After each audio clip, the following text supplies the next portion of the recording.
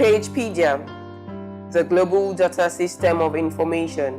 It is with utmost humility and sincerity that we present Shareefah Abiola Andu, the founder and managing director of Arabel, as a living testament and recollection of history in the making in our generation. We are heroes of our nation. We are heroes of our land. Pagepedia, celebrations of champions. Shareefah Abiola Andu, born June 7, 1962, is a Nigerian Islamic businesswoman and philanthropist. She is the founder and managing director of Arabel Nigeria. She was born to a Nigerian family in Kumasi, Ghana. She is the first of two daughters to late Abdusalam Ademola Akintola, a native of Abeokuta, Ogun State, and Ajia Shifao Adebimpe, a native of Ogbomoso, Oyo State. She lost her dad at a young age, and so she was particularly influenced and trained by a mother who imbibed the Ican spirit into her daughters. And this later on inspired her interest in business. Shareefah had a primary education at Unife Staff School, which is now a polytechnic in Ibadan, and a secondary education at Baptist Grammar School in Idishi, also in Ibadan. She graduated from the University of Lagos in 1984 with a Bachelor of Science in Sociology, and later a master's degree in banking and finance from the University of Ibadan in 1996. She is also an alumnus of Lagos Business School.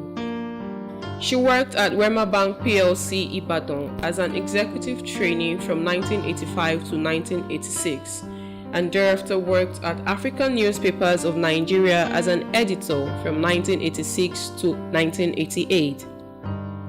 Then in 1991, she went back to the banking industry and worked for 5 years for the Equatorial Trust Bank Limited. There she worked as resident auditor, investment officer, clearing officer, and then as marketing officer. She thereafter moved to Trans International Bank PLC, where she worked from 1997 to June 2000. Shareefah started Arabel in 1998 on a small scale while working at the bank. She did a test run and garnered a positive response from her customers within a period of 6 months. In the year 2000, Shareefah left banking and officially started Arabel Exclusive Islamic Materials Limited. The name Arabel was coined from Arab elegance. Arabel is a leading Islamic trading outfit in Nigeria, with other subsidiary companies like Princess Aisha Turban manufactured by Arabel.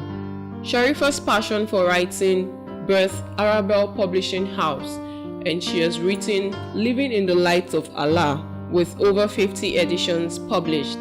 For His Rama, published in 2004, The Young Muslim Scholar Book 1, published in 2001. Owing to her immense contribution to the development of Islam in Nigeria, Shareefah has received wide recognition. Everyone is born for a purpose.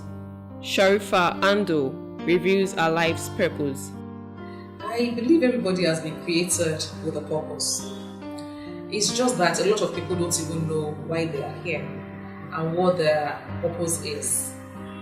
For me, I think I found my purpose, and that's to the glory of God.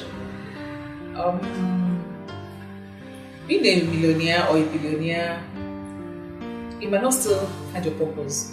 But what if you're doing something that is benefiting humanity and that is making you genuinely happy, and then you feel it inside of you that you are living your purpose, you know that this is what you're created for. I discovered that I like writing, and having Arabel, the shop that sells Islamic materials, is actually a step towards finding my purpose, because I sell Islamic materials, I read a lot. Then I now discover that I can actually write and influence people's thoughts. That's what I do with my writing. I do Living in the Light of Allah. It's actually a daily devotional with different themes, and right now we do it online, so people get to have living in the light of Allah, and it's actually free. And when people ask me, why do you make it free? It's your intellectual property. It shouldn't be free, you should be charging for it. But I believe it's okay if you write and then you charge for it. But for this particular one, I think it's a blessing from God, which I didn't even think I merit, but He has given me that grace. And so I write, and I just want to share it with people. And on a daily basis, I get response from people saying, this has actually touched my life. This episode is actually welcoming. So for every episode that we write, for every day that we're writing it and pushing it out, there's somebody somewhere that is changing their life, that is changing their lives, and making a difference in their life. And that to me is actually fulfilling. It's a purposeful life, if I may say that. Shareefah shares with us how she got to this height. Should I say by accident? It just happened on me. I knew I was going to do something beneficial, something important, something different, something that will be that people will see and know that she came around here and then she left something on the sand of time. But I never knew it was going to just blow like it is.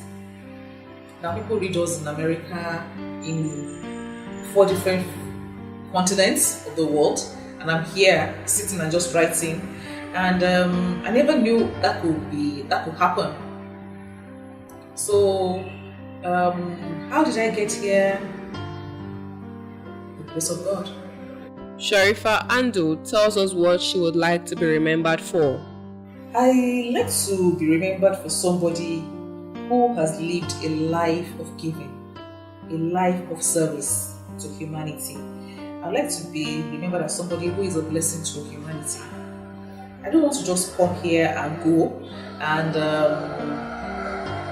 nothing memorable is said about me. I want to be known as somebody who actually played her own part, who came, who impacted on people's lives. Maybe by my writing, by my talking. I see people on the road, I see beggars, and I just wonder why they're begging, and I call them, I talk to them, and maybe someday, somehow, it will touch a chord in their hearts and they will change. I would like to be remembered for somebody who impacted people's lives. As a word of advice to the younger generation, she says, Yeah, when people look up to me and they say, oh, I really like to be like you, I laugh. Because I tend to ask them, are you ready? Are you ready? You can do all the things that I do. Because getting here is not by just sitting and then just getting there. It takes a lot of hard work. It takes a lot of sleepless nights. It takes a lot of sacrifice.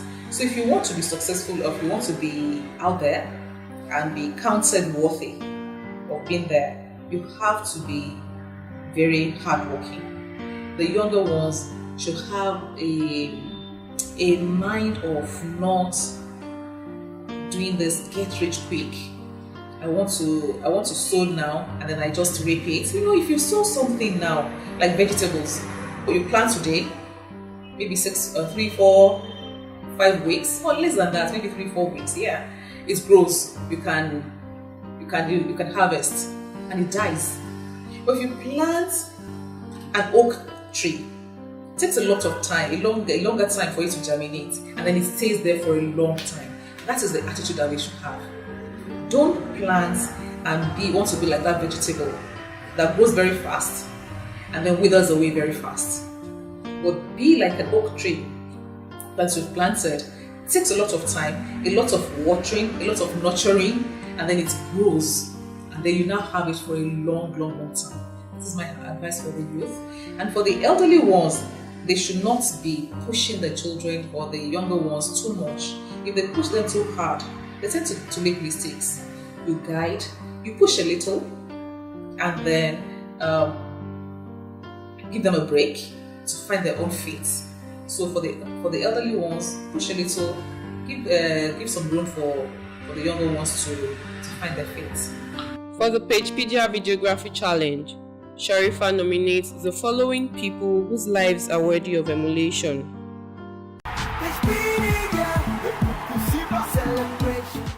I'd like to challenge Model Shareefah Yusuf. I think she's always the first on my challenge list. She's doing very well, and I would like her to be immortalized as well. And I'd like to challenge Dr. Muiz Banire. He's a very wonderful brother, and his story is also an inspiration to the youth. And also the Minister for Power, Works and Housing, Mr. Babatunde Raji Fashola, SAN. Because for a long time, we believe you can never have it so good with lights. Now, it's working. Maybe not 100%, but still working. So I like to challenge him. And the fourth person I like to challenge must be a woman, because I've done one woman and two men. Okay, so the fourth person I like to challenge will be Mrs. Mosun Bello Lushoka. She's also on my top list of people I respect.